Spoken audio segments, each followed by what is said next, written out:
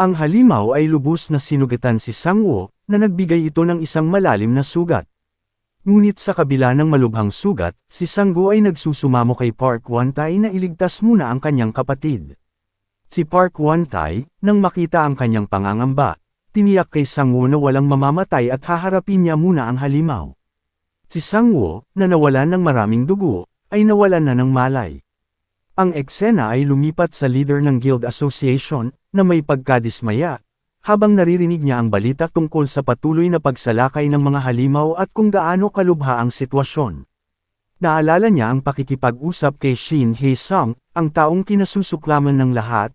Si Hae-sung ay hinihimok ang pinuno ng Guild Association na huwag ilikas ng husto ang kanilang populasyon, na sinasabi na kung hindi mangyayari ang pagsalakay ng mga halimaw, sa makatuwid nito, ang leader ng asosasyon ang sisisihin sa hindi pagpasok ng libu-libong tao sa kanilang mga trabaho, na posibleng maglagay sa panganib sa kanyang posisyon. Nagtanong ang leader ng asosasyon kung mangyayari ang pagsalakay, ano ang kanilang gagawin. Ngiting sinabi ni Hae-sung, kung pipiliin niyang itago ang katotohanan sa publiko sa mapanganib na pagsalakay na ito, ang mga tao mismo ang sisisihin sa hindi paglikas nila, at hindi masisisi ang asosasyon.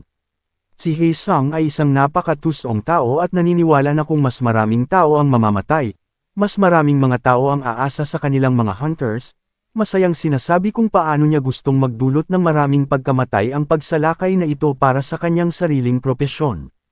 Ang leader ng Guild Association, na pinagbantaan niya, ay nagpasyang maglabas lamang ng isang magaan na babala, at dahil doon, ang trahedya na nasaksihan ng lahat ay nangyari, dahil sa interaksyon na ito. Lumipat ang eksena kay Sang-woo, na nasa ibabaw ng kanyang clone na abala sa pagpupush up habang kumakain ng isang bag ng chips. Sinabihan niya ang kanyang clone na mag-training ng mas mahirap, at sinasabi niya kung gaano kahanga-hanga ang kanyang kakayahan na hindi niya kailangang magtrabaho ng gusto sa kanyang sarili. Nagagalak siya, iniisip sa sarili kung paanong hindi niya kailangang mag-alala tungkol sa anumang bagay sa natitirang bahagi ng kanyang buhay dahil sa kanyang kamangha-manghang kasanayan. At sa kalagitnaan ng kanyang kasiyahan, nakatanggap siya ng text mula kay Kang, na nagsasabi kung nakarating na siya sa kanyang bahay at kamusta na ang kanyang mga clone. Sila'y maayos na at pinlano ni Sang-woo na ipadala ang isa sa kanyang mga clone sa hunting grounds. Nagtanong si Kang, kung nasaan ang kanyang ibang mga clone. Sinabi sa kanya ni Sang-woo na sinabihan niya sila na mag-ehersisyo, at si Kang, nagtatanong kay Sang-woo kung bakit kung hindi na lang siya mismo ang mag-ehersisyo. Sinabi niya at iniisip, na mas mabilis siyang lalakas kung siya mismo ang gagawa nito. Hindi gusto ni Sang-woo ang ideyang ito at marahang nagsasabing, bakit ako? Siya ay higit na kampante sa kanyang unti-unting pag-improve na nagawa niya sa ngayon, ngunit sinabi ni Kang, na kung gagamitin niya ang kanyang natural na potensyal, talagang posibleng maging pinakamahusay siya na hunter sa mundo kung gagamitin niya ng tama ang kanyang kakayahan. Sumagot lamang dito si Sang-woo, na ayos lang siya sa kung anong meron siya ngayon sa kanyang sarili, at ito ang nagpabago sa paligid niya.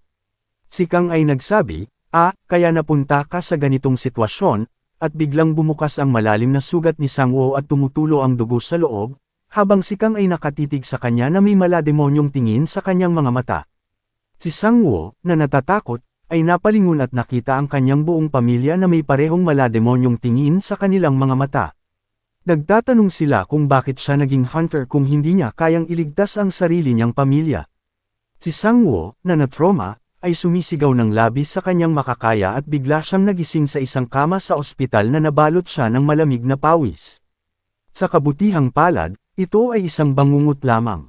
Matapos mapagtanto ang kanyang sitwasyon, nakita niya si Park Won-tae sa tabi ng kanyang kama, na sinasabi kung gaano siya kaswerte na nabuhay dahil sa kung gaano kalalim ang sugat niya.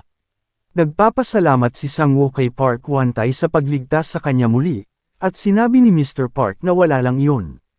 Ipinaliwanag ni Park kung gaano karaming bagay ang gusto niyang pag-usapan kay Sang-woo, pero hindi ito ang tamang oras.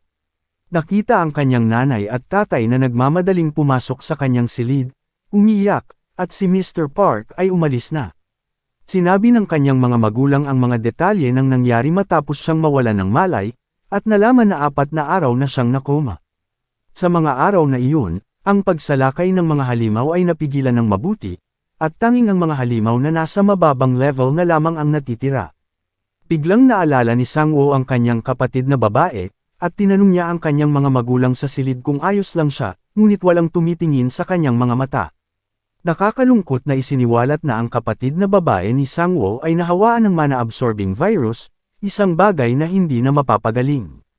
Dahil sa likas na katangian ng virus na ito, hindi gumagana ang healing magic, at ang tanging bagay na makapagpapanatili sa kanyang buhay ay ang pagbibigay sa kanya ng tuloy-tuloy na daloy ng mana, na nagresulta na lagi siyang nakaratay. Sinabi ng doktor na maaaring may pagkakataon na pagalingin pa siya, ngunit imposible pa itong makuha sa kasalukuyang kakayahang mayroon si Sang-woo. Si Sang-woo, na nakikita ito, naramdaman ang pagkakasala. Dismayado dahil inuuna niya ang sarili niyang tungkulin kaysa sa sarili niyang pamilya, at sinisisi niya ang sarili sa pangyayaring ito. Sinasabi sa kanyang sarili, kung may kakayahan lang siyang iligtas ang lahat at kung nagsumikap lang siya ng kaunti sa pagsasanay, hindi sana nangyari ang lahat ng ito. Lumipat ang eksena kay Sang-woo, nakatulala, at nakabalik na sa kanyang silid. Biglang bumisita ang kanyang estudyanteng si Hae-young na may dalang regalo, at pinag-uusapan nila ang tungkol sa pagsalakay ng mga halimaw. Si Sang-woo, pagkaraan ng ilang sandali, ay nagpaliwanag at nagpaplanong huminto sa pag-aaral, na ikinagulat ni Hae-young. Ibinahagi niya kung ano ang nangyari sa kanyang kapatid na babae, at ipinaliwanag kung paano hindi na niya matuturuan din si Hae-young. Nag-aatubiling nagpasalamat si Hae-young sa lahat ng nagawa niya hanggang sa puntong iyon, at ngumiti siya para itago ang kanyang pagdadalamati. Lumipat ang eksena. Lumipas ang 2 linggo, at himalang pinagaling ni Sang-woo ang kanyang sariling mga sugat, isang sitwasyon na karaniwang tumatagal ng ilang buwan, at ikinagulat ito ng kanyang doktor. Nakita siyang nagsusuot na ng formal suit, at ipinahayag na gusto niyang makita si Park Hwan-tae tungkol sa mga bagay na gusto niyang pag-usapan. Habang papunta siya sa kanyang lalakarin, hinanap niya si Park Hwan-tae sa kanyang cellphone at nagulat nang malaman na isa siyang guildmaster. Pumasok siya sa gusali ni Park Hwan-tae, at pumunta siya sa front desk at ipinaalam sa isang receptionist na gusto niyang makita si Mr. Park. Walang nakitang reservation ang receptionist, at medyo nag-aalinlangan siya nang makitang may random na tao na gustong makipag-usap sa guildmaster.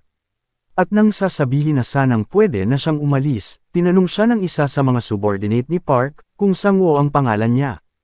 Namangha si Sang-woo sa kung gaano kalaki ang taong nasa harapan niya at nag-aatubili na sinabing oo, at nakuha ang kanyang kumpirmasyon, ang lalaki ay personal na nag-escort sa kanya sa opisina ni Park.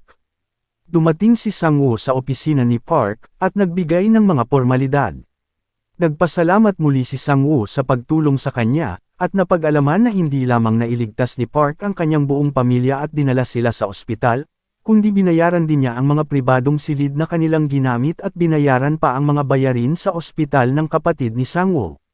Kung isa sa alang-alang ang lahat ng mga bagay na ito, nag-aalala si Sang-woo kung gagamitin ni Park ang mga bagay na ito para e-blackmail siya sa pagkakautang sa kanya, ngunit hindi iyon ang kaso.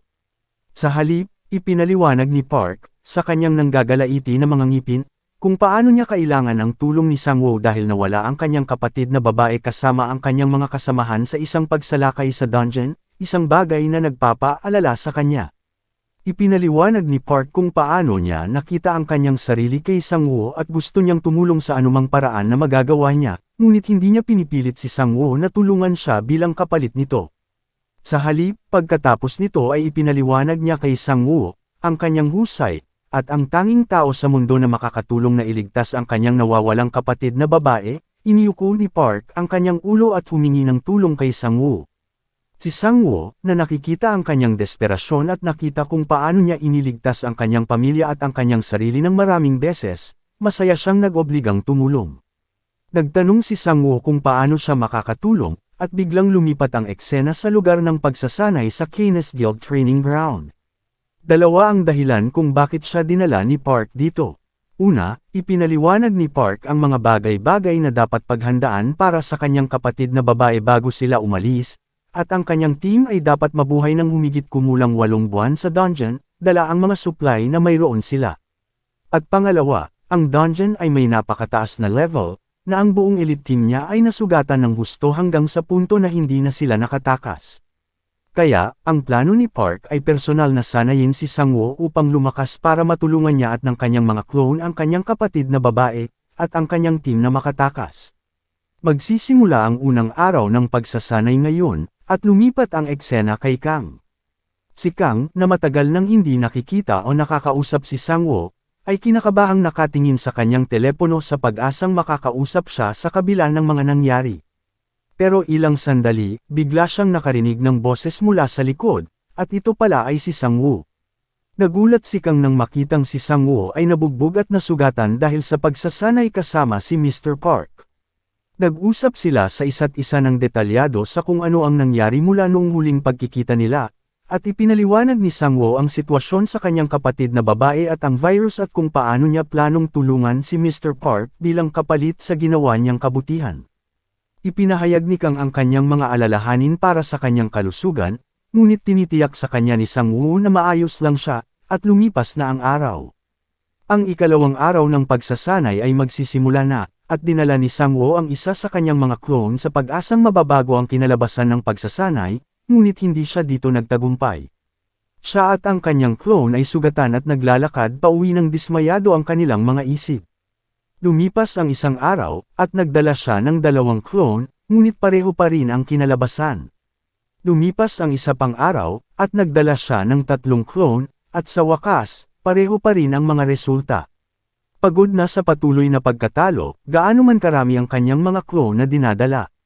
Siya'y nakipag-usap kay Kang tungkol sa pagkuha ng isang partikular na item para sa kanyang mga clone.